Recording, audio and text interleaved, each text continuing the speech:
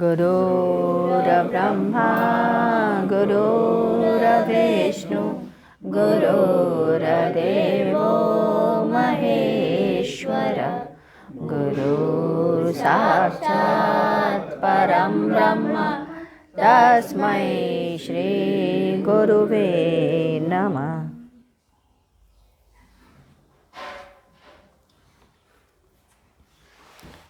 गुरुदेव ने प्रसंग को बदलते हुए रबिया की कथा कह रहे थे।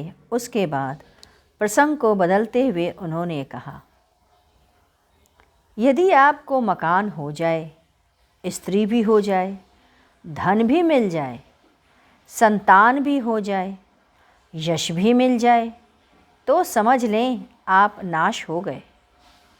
अब आपका उत्थान के लिए ब्रह्मा विष्णु महेश भी आ जाएं, तब भी आपका उत्थान नहीं हो सकता। आपको यहाँ पर प्रपंच लग सकता है, इससे कहीं अधिक प्रपंच आपको अपने घर में है, उससे आप तनिक भी विचलित नहीं। परंतु यहाँ हम आपका जागरण करते हैं, हम आपको ठोकते हैं, आपको जगाते हैं, आप विचलित हो जाते हैं। बहुत प्यासा आदमी को या बहुत धन की इच्छा रखने वाले आदमी को आप कुछ भी देंगे तो उसे यही लगेगा कि क्या मिला। एक महापुरुष ने मुझसे कहा, क्यों सुरेश, अच्छा ओहदा लेकर क्या करोगे? सब स्थूल जगत में एक दिन छूट जाएगा। कल IAS के ऑफिसर बन जाओगे, छोटा भाई एक झापड़ मार देगा तो क्या करोगे? लोग बहुत धन कमाते हैं, बहुत धन आ गया, अहंकार जग गया। भगवान तब और भी धन देता है। हर भोग के बाद निष्क्रियता आती है। मैं यह नहीं कहता कि आप घर छोड़ दीजिए, आप जानिए और जागिए। हम आपको कहते हैं आप इन बाहों के पास रहें, मुक्त होने जा रहे, परंतु आप हैं कि इनके पास रहना ही नहीं चाहते। आज हमारी वाणी है, नेत्र हैं, अचानक वाणी बंद हो जाएगी। यही कहोगे जो आदमी था उसने जीवन भर हमें जगाने के लिए बोलता रहा। हम ही कमीने थे, हम ही कुत्ते थे, 2 पैसे के लिए इस संसार में पड़े रहे और संसार में चले गए। नानक देव ने एक सेठ को एक सुई देकर कहा, इसे रख लो, हम जब ऊपर जाएंगे तो उसी जगह पर दे देना। सेठ की स्त्री समझदार थी, उसने कहा, क्या मरने के बाद इसे लेकर जाओगे? उसकी भी चेतना जग गई।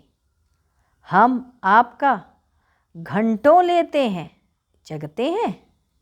मेरे न रहने पर आप लोग ज्योति जलाएंगे। आपकी साधना है, आप करेंगे। आपके पीछे पूरी पीढ़ी खड़ी है, आप गिरो मत। आपको सब पता है, सब तरफ खिड़की और दरवाजे बनाया, जिधर से चाहो निकल लो। यह संसार तो औंधा फोड़ा है, बिना गहरे ऑपरेशन के ठीक ही नहीं होता। हम यहाँ डूबना सिखा रहे हैं और आप हैं कि बचना सीखना चाहते।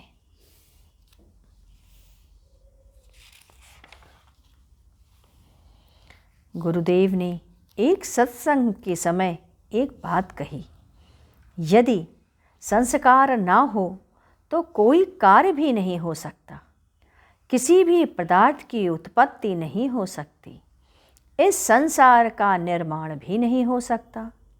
संस्कार ही आपका मूल रूप से शरीरों, पदार्थों और कार्यों का जनक है। प्रारब्ध कर्मों को फल देने के लिए भी निमित्त की आवश्यकता होती है। निमित्त यहाँ चेतन प्राणी ही प्रधान रूप में आते हैं। मानव के लिए ही संसार बना है। भोग, ज्ञान, वैराग्य और अपवर्ग प्राप्त करने के लिए ही संसार की रचना बनाई गई है। प्रकृति की परिणत अवस्थाएं, साम्य अवस्था में सूक्ष्म शब्द, सूक्ष्म प्राण जो प्रकृति में गति बनाए रखते हैं, आकाश, काल, दिशा, सत महतत्व, रज महतत्व, तम महतत्व, समष्टि चित्त, समष्टि बुद्धि, समष्टि अहंकार और प्रकृति है। चित्त और आत्मा के संयोग से सर्वप्रथम प्राण रूपी वृत्ति और शब्द रूपी वृत्ति की उत्पत्ति होती है। यहीं से चित्त और आत्मा में भोग तत्व संबंध पैदा होता है। जन्म मरण का क्रम प्रारंभ होता है। अपने कारण चित्त में विलीन हो जाने पर इसके और आत्मा के भोग की बात समाप्त हो जाती है। गमन भी इसी समष्टि चित्त के समाप्त हो जाता है। इस समष्टि चित्त के लोक में ब्रह्मा भी वर्तमान है। ज्ञान के दो प्रधान स्थान माने गए हैं। पहला ब्रह्मरंध्र में बुद्धि, दूसरा हृदय में चित्त मानी गई है। हृदय में स्थित चित्त में सूक्ष्म संस्कारों की उत्पत्ति मानी गई है और ये दोनों ही संस्कार समष्टि चित्त के कार्य हैं। संस्कार शब्द यूँ तो एक रूपात्मक के अनुसार संस्कार और शब्द एक रूप ही हैं। संस्कार वस्तुतः शब्द ही है।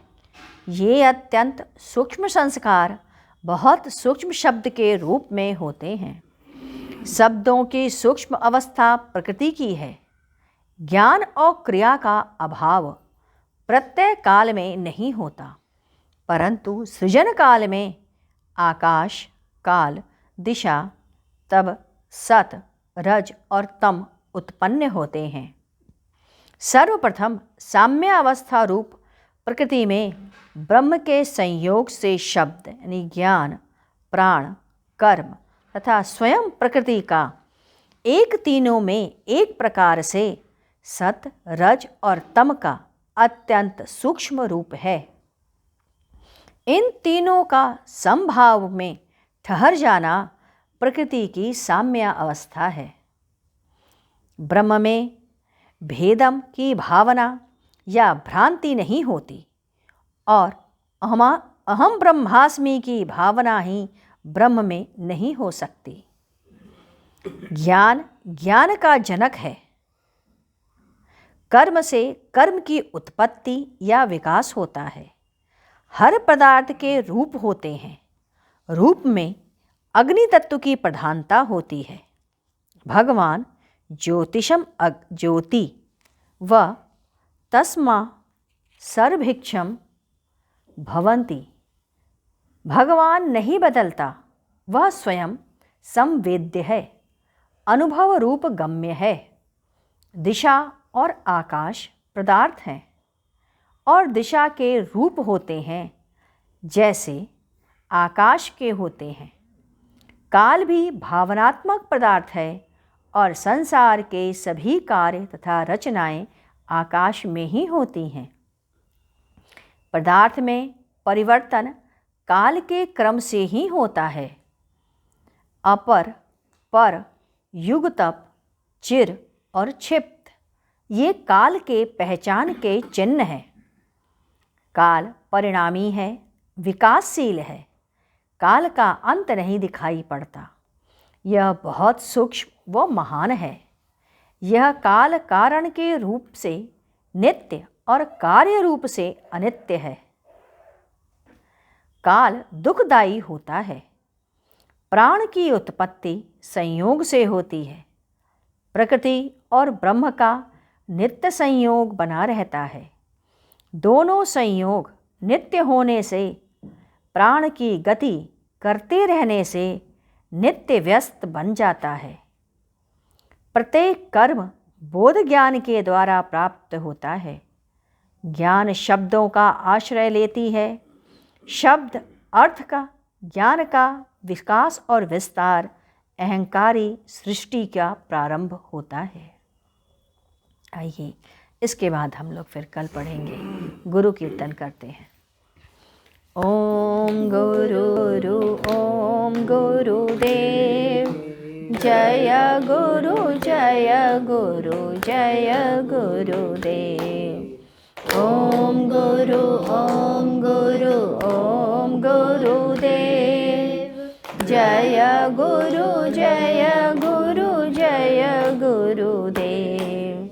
ओम गुरु ओम गुरु ओम गुरुदेव, जय गुरु जय गुरु जय गुरुदेव। ओम गुरु ओम गुरु ओम गुरुदेव, जय गुरु जय गुरु जय गुरुदेव। ओम गुरु ओम गुरु ओम गुरुदेव, जय गुरु जय गुरु जय गुरुदेव। ओम गुरु ओम गुरु ओम गुरुदेव, जय गुरु गुरु जय गुरुदेव। ओम गुरु ओम गुरु ओम गुरुदेव, जय गुरु जय गुरु जय गुरुदेव।